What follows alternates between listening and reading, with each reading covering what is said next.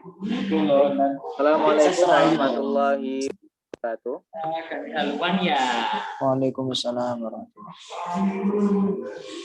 wabarakatuh. Baik. Assalamualaikum warahmatullahi wabarakatuh. Bismillahirrahmanirrahim. Alhamdulillah. Wabihi nasta'in wa ala umuri dunya waddin. Wassalatu wassalamu ala asrofil anbiya'i wal mursalin. Sayyidina wa maulana Muhammadin wa ala alihi wa sahbihi ajmain, amma ba'd. Alhamdulillah, seperti biasa ya, terima kasih kepada teman pengajian akad suki ya, akad suki angkatan kedua yang telah menyempatkan waktu untuk ngaji bersama. Kalau katanya Pak Wakil Rektor Warek ya, katanya itu mutolaah bareng, mutolaah tentang kitab Al-Hikam, yang mana di situ juga kita mutolaah tentang pemikiran-pemikiran Abah Yai ya, Pak Yai Hashim Muzadi, yang insya Allah seperti biasa akan langsung dipandu atau dikoordinatori oleh sesepuh kita, yaitu Ali Fitriana Rahmat, SAG, MAG, calon doktor. Insya Allah tahun ini ya, Yai. Jadi kalau udah jadi doktor ya tinggal rektor ya berarti ya. Seperti biasa, kita awali dengan bacaan basmalah. Semoga apa yang kita sama-sama pelajari pada malam hari ini diberikan keberkahan oleh Allah Subhanahu wa taala, khususnya kepada diri kita sendiri dan khususnya kepada seluruh alumni angkatan kedua dan alumni ala hadiniyah wa ala kulli niyatin sholihah. Al-Fatihah. A'udzubillahi minasyaitonirrajim. Bismillahirrahmanirrahim. Alhamdulillahirabbil alamin arrahmanirrahim maliki yaumiddin. Iyyaka na'budu wa iyyaka nasta'in. Ihdinas siratal mustaqim. Shiratal ladzina an'amta 'alaihim ghairil maghdubi 'alaihim. Amin.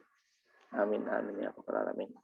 Baik, langsung saja selanjutnya saya berikan waktu sepenuhnya kepada Kiai kita, Kiai Ali Fitriana. Kepadanya waktu dan tempat kami persilakan. Monggo Yai.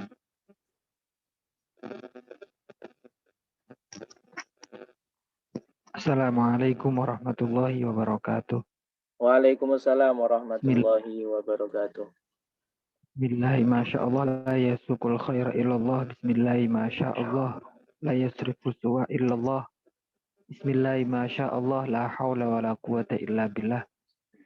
Alhamdulillah wassalatu wassalamu ala sayyidina Rasulillah Muhammad ibn Abdillah wa ala alihi wa sahbihi wa man wala. Wala haula wala quwata illa billah. Subhanaka la ilma lana illa ma 'allamtana innaka antal alimul hakim. Rabbi shrah li sadri wa yassir li amri wahlul 'uqdatam min lisani yafqahu qawli. Amma ba'd, teman-teman yang senantiasa dimuliakan Allah Subhanahu wa taala. Mari kita lanjutkan mutolaah bareng, mengkaji bareng, membuka bareng catatan-catatan ngaji kita dulu dengan Abah sebagai rasa rindu kita dengan wejangan-wejangan Abah. Mungkin kita tawasul dengan Abah dulu ya. Al-Fatihah. A'udzubillahi minasyaitonirrajim. Bismillahirrahmanirrahim. Alhamdulillahirabbil alamin arrahmanirrahim maliki yaumiddin. Iyyaka na'budu wa iyyaka nasta'in ihdinas siratal mustaqim. Siratal ladzina an'amta 'alaihim ghairil maghdubi 'alaihim waladdallin. Amin. Bismillahirrahmanirrahim. Kita sudah sampai hikmah ketiga. Al-hikmatu tsalitsah. Bismillahirrahmanirrahim. Qala al-Imam Al-Arif Billah Ibnu Athaillah As-Sakandari rahimahullah ta'ala wa nafa'ana bihi wa bi ulumihi wa amaddana bi madadihi fi darin amin ila an qala sawa bikul himami utawi utawi piro-piro dingine piro-piro angen-angen iku la takhriku ora bedah opo sawabik aswarul akdari ing piro-piro bentengi piro-piro takdir. Di hikmah ini, sebelum saya terjemahkan ke bahasa Indonesia, hikmah ini sebenarnya menurut Syekh Sarnubi di sini sebagai taklil atau sebagai alasan dari hikmah-hikmah sebelumnya. Kenapa?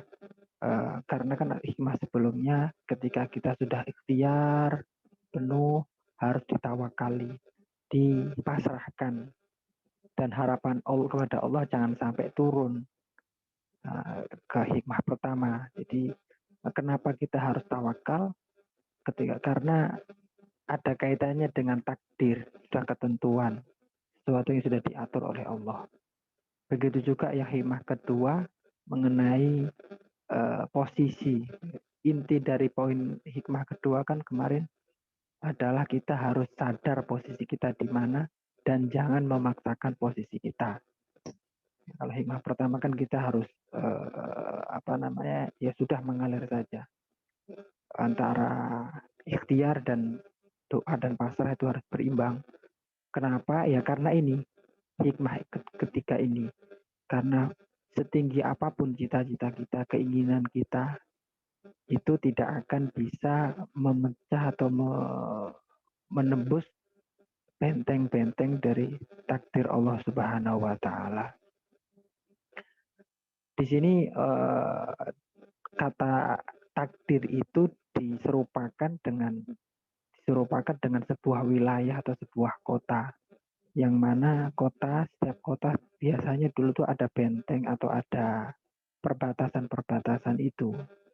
Nah, takdir itu kan wilayah Allah. Nah, wilayah Allah tidak bisa ditembus oleh keinginan kita. Meskipun kita punya keinginan yang baik dan menggebu-gebu, tapi kalau takdir Allah tidak sampai situ ya tidak bisa. Makanya ada kaitannya dengan hikmah pertama kemarin. Obatnya stres katanya apa? Jadi harapan kita kepada Allah jangan sampai turun meskipun kita sudah gagal dengan ikhtiar kita. Di sini disebutkan juga yajibu alaika ayyuhal murid anta taqida anal himam asbabun adiyatun la ta'sirolah, bahwasanya kita harus sadar dan harus kita mengetahui bahwa, dan harus kita yakini juga, ketahui dan yakini bahwa suatu cita-cita atau keinginan ataupun amal ikhtiar itu sebenarnya hanya sebuah sabab yang biasa, nggak memiliki takdir atau nggak memiliki pengaruh sama sekali meskipun kita sudah bekerja keras. Yang memiliki pengaruh hanya Allah Subhanahu wa Ta'ala. Jadi hanya qada Allah atau takdir Allah Subhanahu wa Ta'ala. Maka fa'iradatuka khilafa ma'aradahu maulaka la tujzi naf'an. Jadi keinginan kita ketika berbeda dengan apa yang diinginkan oleh Allah Tuhan kita, itu tidak akan memberikan manfaat atau tidak akan memberikan efek apapun. Sehingga kita juga harus sadar itu bahwa ada wilayah masing-masing. Wilayah kita hanya berusaha dan berencana. Adapun ketentuannya hanya Allah Subhanahu wa Ta'ala. Barangkali penjelasan saya agak ribet ya. Coba kita buka terjemahan atau bagaimana menerjemahkan hikmah yang ketiga ini. Hikmah ketiga ya. Mana ini? Hikmah ketiga. Gak ada nih terjemahan apa. Kita langsung buka di ini saja ya. Bahwa catatan-catatan yang saya catat atau saya ikat dari pengajian apa itu, salah satunya adalah ini, bahwa aswar juga diartikan dengan gelang, bahwa takdir Allah itu tidak akan bisa ditembus setinggi apapun setinggi apapun keinginan kita, sebuah ambisi kita, tetap akan dikalahkan atau akan tidak berpengaruh dibanding dengan ketentuan Allah Subhanahu wa Ta'ala. Ini hikmah ketiganya kok nggak ada ya? Kok saya salah nulis ini? Alhasil kita coba langsung ayat-ayat yang dijelaskan oleh apa mengenai hikmah ketiga ini. Jadi latai asu mirohillah, ayat tersebut dimaknai oleh apa? Jangan sekali-kali putus asa terhadap harapan perlindungan Allah. Hanya orang kafir yang putus harapan asa. Kalau dikaitkan dengan hikmah ini, hikmah ketiga, berarti masih nyambung. Kita tuh biasanya punya keinginan tapi tidak terjadi. Punya keinginan dapat dekat dengan si A, si B, tapi ternyata gagal dan sebagainya. Yaitu disebut benteng takdir. Juga diingatkan bahwa kita jangan sampai harapan kita itu menurun drastis karena kegagalan ikhtiar usaha kita. Dan hikmah ketiga juga diingatkan ada wilayahnya masing-masing. Kemudian ayat selanjutnya adalah innallaha la yudhi'u amala amilin minkum. Allah tidak akan menghilangkan amalmu ketika gagal. Kegagalan ikhtiar amalmu tidak akan tidak akan hilang. Yang dihilangkan bukan amal seseorang, tapi dosa seseorang.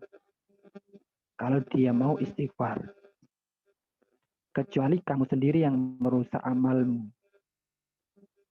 Berarti sebenarnya usaha kita untuk mewujudkan keinginan dan cita-cita atau harapan kita sebenarnya bukanlah ketika sudah gagal, itu bukan hal yang sia-sia sebenarnya. Kalau apa memaknai ini ya, sebuah amal, sebuah usaha, kita nulis penelitian nggak selesai atau cari jodoh nggak temu-nemu gitu. Ini sebenarnya bukan sebuah bukan sebuah kegagalan atau bukan sebuah nggak ada manfaatnya, ada prosesnya. Bisa jadi ketika kita gagal tadi, berarti Allah mengampuni lewat ikhtiar usaha kita. Dibarengi dengan istighfar dan tentu sadar diri ya. Istighfar ini kalau mungkin saya mana ya sadar diri bahwa ada batasannya masing-masing. Allah juga punya hak untuk memutuskan, kita juga punya hak untuk berkeinginan dan berusaha. Tapi kalau kita berusahanya ngawur ini berarti ya merusak amalmu. Contohnya la tubtilu shadaqatikum, berarti ya ketika kita berusahanya dengan cara yang tidak benar atau mungkin nggak sadar dengan wilayahnya kita, nggak sadar dengan posisi kita, ya nggak jadi dihapus dosanya atau nggak jadi dihilangkan dosanya. Kemudian ayat selanjutnya, meskipun ini agak sedikit jauh ya dengan hikmah yang ketiga. Ini faida qudiyatis shalah. Makanya sholat subuh itu tidak ada sholat sunnahnya supaya cepat-cepat kerja. Bukan kalau kita nggak ada sholat sunnah ba'diyah itu bukan untuk tidur lagi tapi untuk kerja. Nanti kata apa? Meskipun faida qudiyatis shalah ini adalah sholat surat Jum'ah ya. Sholat Jum'ah karena ada di surat Al-Jum'ah dan sholat Jum'ah. Tapi apa memaknainya jauh ke sholat subuh gitu. Nanti ditarik ke sholat subuh bahwa nggak ada ba'diyah itu salah satu hikmahnya adalah biar kita tuh cepet giat, nggak kebantal lagi tapi cepet kerja. Seperti itu. Mana lagi ya? Saya hanya membacakan coret-coretan ini ya. Ini nggak ada hikmah ketiga di Masjid Al-Hikam juga. Ya alhasil barangkali hikmah ketiga ini sebagai alasan dari hikmah-hikmah kemarin dan juga sebagai mukaddimah untuk hikmah selanjutnya. Maksudnya sebagai batu pijakan masuk ke pembahasan hikmah selanjutnya. Hikmah selanjutnya. Kita lanjutkan hikmah selanjutnya, mungkin barangkali ini sudah masyhur, sudah hafal kita ya. Bismillahirrahmanirrahim. Qala Ibnu Athaillah As-Sakandari rahimahullah ta'ala wa nafa'ana bi wa amadana bi madadi fi dharan amin. Arih istiharat istiharat siro nafsaka ing awak siro minat tadbiri saking ngatur famakoma mongko ora jumeneng bihi kelawan tadbir sapa wiruka saliyane sira angka saking sira latakum mongko ora jumeneng sapa sira bihi kelawan tadbir linafsika maring awak dhewe sira. Jadi kalau terjemahnya Abah berarti seperti ini. Barangkali kita sudah karena menjadi wasiatnya Abah. Istirahatkan dirimu, maksudnya menghindari dari pengaturanmu terhadap keadaan. Kapan? Ketika semuanya sudah kamu usahakan dengan doa dan ikhtiar. Tapi serahkanlah pada Allah Subhanahu wa Ta'ala. Berarti kan masih ada kaitannya dengan tadi. Ketika kita gagal usaha amal, jangan putus harapan. Kemudian kita jangan putus harapan. Hikmah pertama ya. Kemudian hikmah kedua lebih ke sadar posisi, jangan memaksakan. Hikmah ketiga, ini ada wilayahnya masing-masing. Setinggi apapun ambisi lah. Hikmah keempat, ya sudah, jangan ngatur. Kamu sudah punya wilayah masing-masing, ya jangan nggak usah dipaksakan untuk mikirkan yang bukan wilayah kamu, gampangannya seperti itu. Jadi ada wilayah masing-masing. Kalau wilayahnya kita ya hanya berusaha. Selanjutnya mana lagi ya?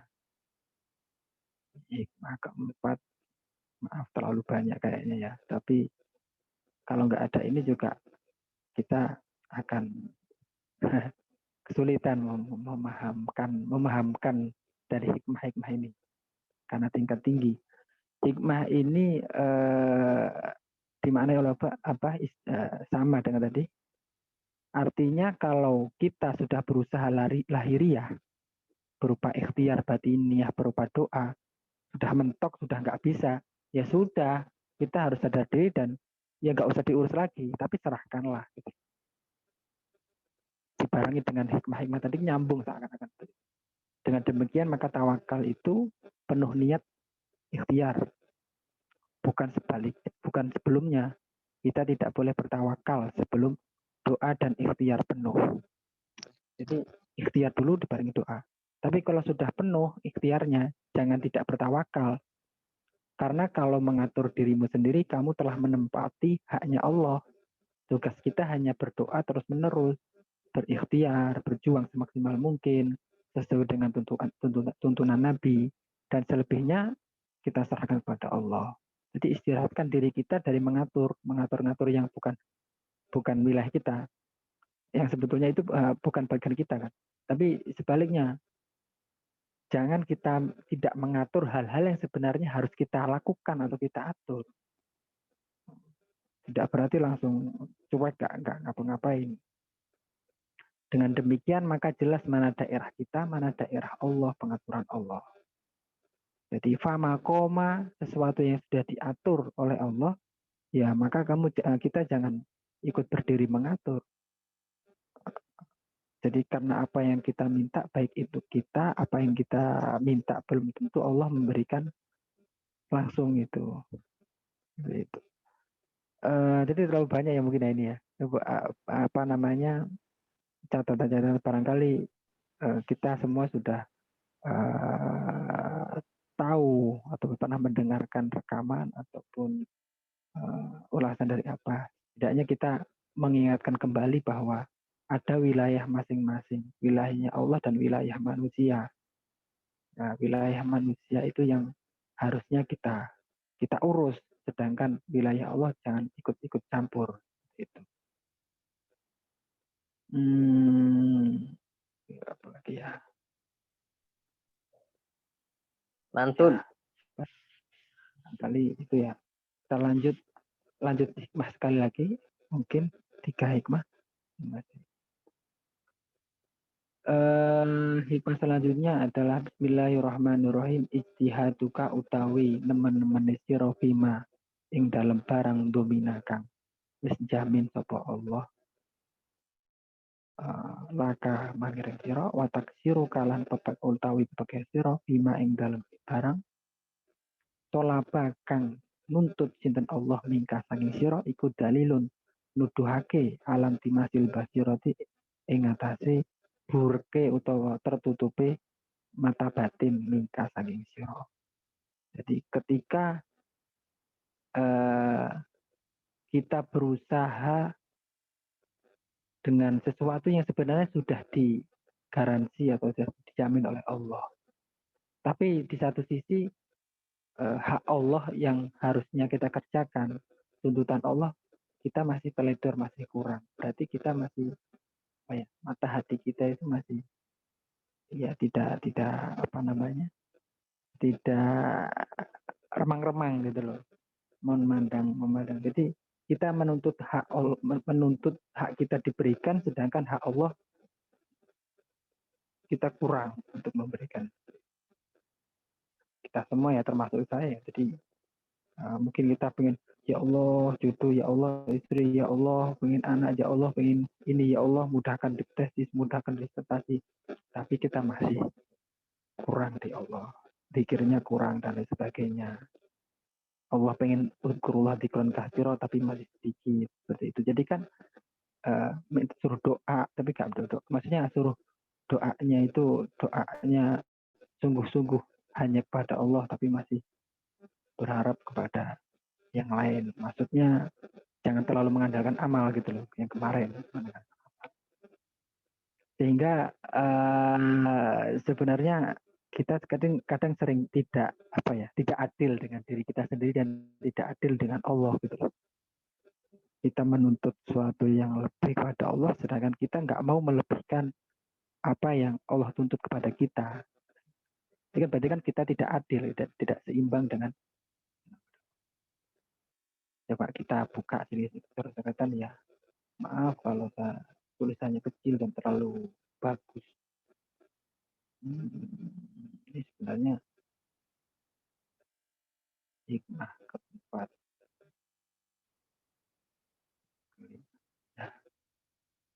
Kerjakan terhadap apa yang sudah dijamin. Pada saat yang sama, kamu tidak mengerjakan apa yang diminta. Diminta apa? Menunjukmu. Dan tidak beres apa yang dituntut padamu itu tidak beres, itu menunjukkan hatimu tidak beres, tidak bersih. Ketika kita mengerjakan apa yang diminta kurang, tidak mengerjakan apa yang diminta Allah, itu intimasun dalilun alantimasil basirati minka, berarti ya ini menunjukkan sebagai indikasi bahwa hati kita tidak beres atau tidak bersih.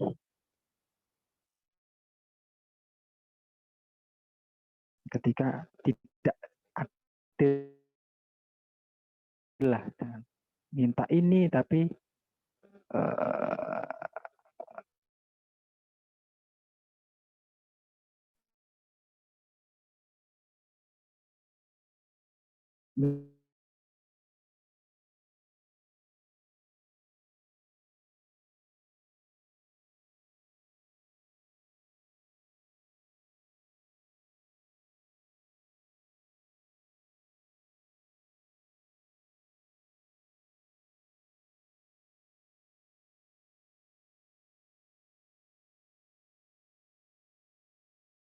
apalagi nih, bagaimanapun kerja kerasmu